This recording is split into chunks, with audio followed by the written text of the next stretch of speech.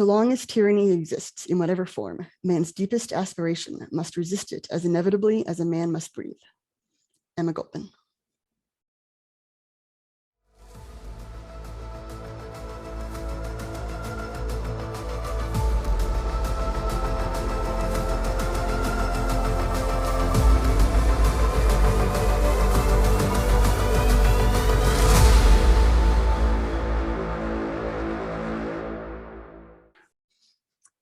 Welcome to Practical Trouble, where we give you the tools to make the world a better place, one concrete action at a time.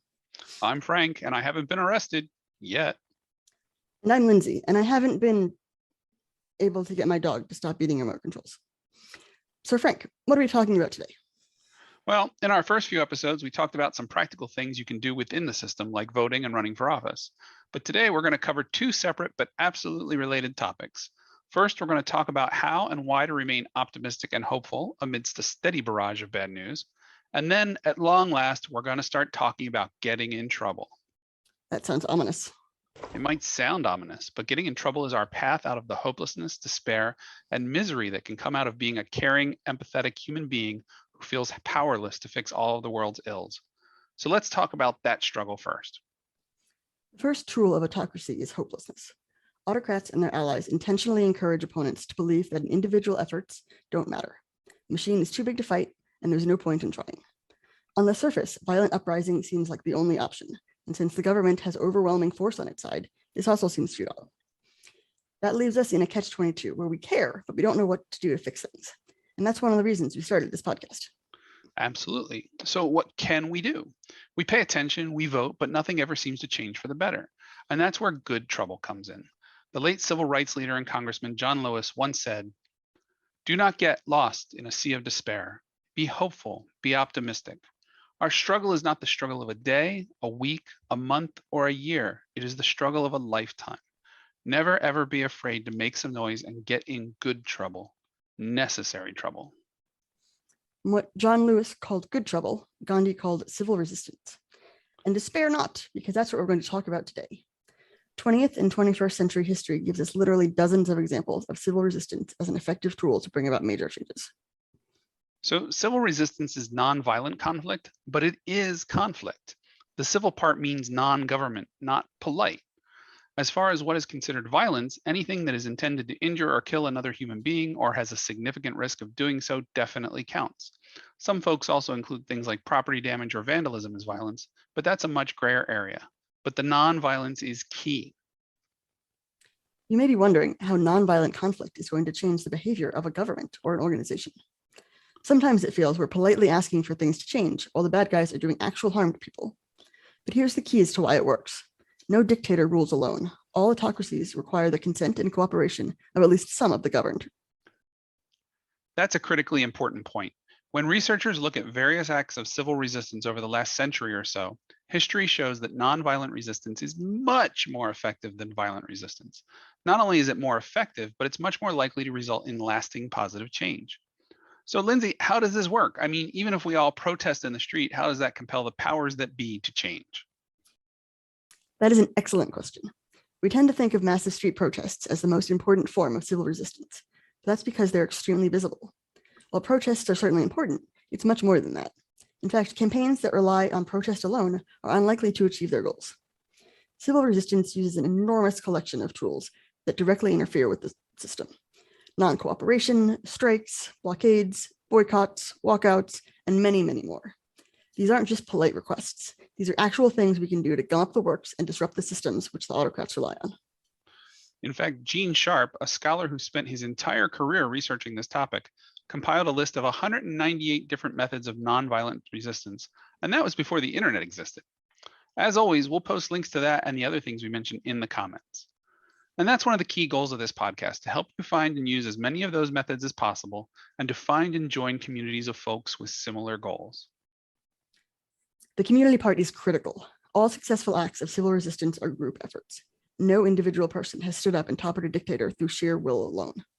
Sometimes we have charismatic leaders like Gandhi, King, Mandela, but there are always an army of ordinary people behind them, planning, preparing, and making the change actually happen.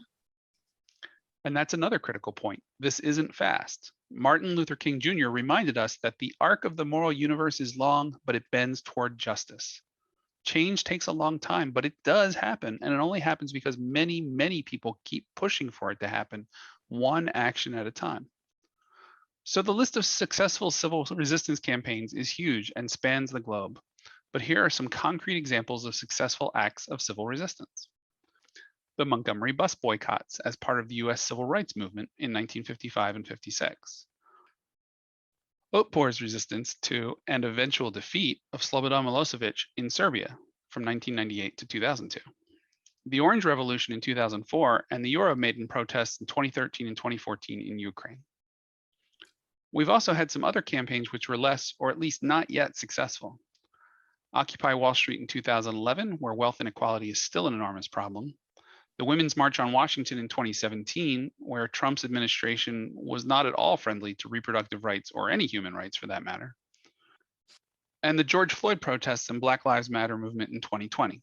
Law enforcement is still unleashing disproportionate amounts of violence and killing on people of color, and we're still struggling to reform police.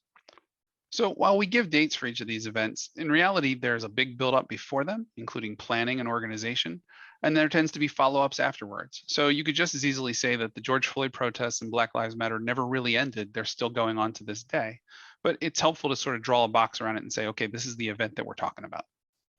So Lindsay, why do we think some acts succeed while others totally fizzle?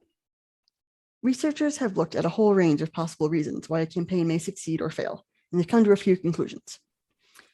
Coordinated campaigns work better than spontaneous events. Campaigns with a clear goal, like "we want Ferdinand Marcos to resign," are much more successful than those with unclear slogans like "we are the 99%." Successful campaigns involve a wide range of participants, so successful organizers spend a lot of time and energy on coalition building and attempts to sway opposition supporters, or at least convince them to remain neutral. Successful campaigns take a lot of time, building momentum and combining it into a movement, slowly at first, then all at once. For example, Serbia had a failed resistance movement in 1996 to 1998 before Otpor formed. Even events that look spontaneous often rely on painstaking organizational work that's done behind the scene for years. Okay, so that brings us to our concrete actions. What should our listeners be doing? First off, fight the hopelessness that autocrats intentionally encourage in their opponents. Recognize that civil resistance works, but it's a long game requiring sustained effort. You are not alone, you are not hopeless, and others have paved the way. We'll help you find the tools and the people. And speaking of tools, take a look at Gene Sharp's list of 198 methods of nonviolent resistance. We'll post the links in the comments. And that's our second concrete action. Find an organization that engages in civil resistance around topics you care about and learn more or join them. We'll post some starting points in the comments and encourage you to add any groups that you would recommend. So civil resistance has been a serious field of scholarly study for decades, if not centuries. So there's a lot of material out there. So we're going to provide extra concrete actions for the highly motivated. So read any of the books listed in the video comments, and we're going to give you 6 books at least, if I don't think of more by the time I actually put them up there on the site. If that's too much reading for you, if you're not really a book person, Wikipedia has really good synopses of a bunch of different topics like civil resistance, Otpor, and the civil rights movement. We'll list those links as well. And lastly, a lot of this material and more is pulled together at sites for organizations like the International Center on Nonviolent Conflict. So we'll post the link for that as well. And that brings us to our useless things. Our first action is not just useless, but it can undermine the entire cause. And that action is accepting and repeating talking points that make it sound like resistance is futile and nothing will ever change. It's easy to become discouraged, we get it, but recognize that there are powerful forces who know that the easiest way to win is to convince people that it's pointless to show up. And that's the other useless thing to avoid, giving up. Change is slow and requires both time and people, and it's easy to feel like our own individual contributions are unimportant.